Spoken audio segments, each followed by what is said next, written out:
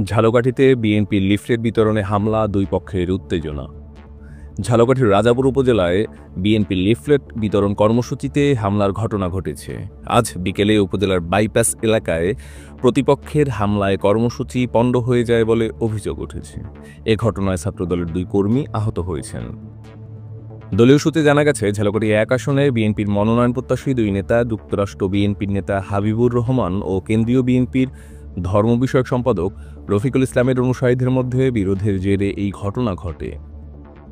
হাবিবুর রহমানের অনুসারীদের অভিযোগ, উপজেলা বিএনপির সদ্য স্থগিত হওয়া সাধারণ সম্পাদক নাসিম উদ্দিন আকনের নেতৃত্বে তাদের শান্তিপূর্ণ কর্মসূচিতে হামলা চালানো হয়। এতে সাইমন ও সাব্বির নামে 2 জন ছাত্রদল কর্মী আহত হন। তারা রাজাপুর থানায় লিখিত অভিযোগ দিয়েছেন।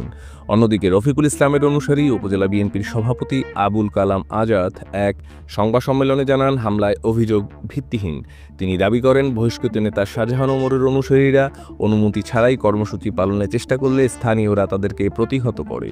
এ বিষয়ে রাজাপুর থানার ওসি মোহাম্মদ ইসমাইল হোসেন জানান, বিএনপির একটি পক্ষ থানায় লিখিত অভিযোগ দিয়েছে, বিষয়টি তদন্ত করে আইনগত ব্যবস্থা নেওয়া হবে। মেহেদী হাসান অনিম, সার্স বিডি নিউজ।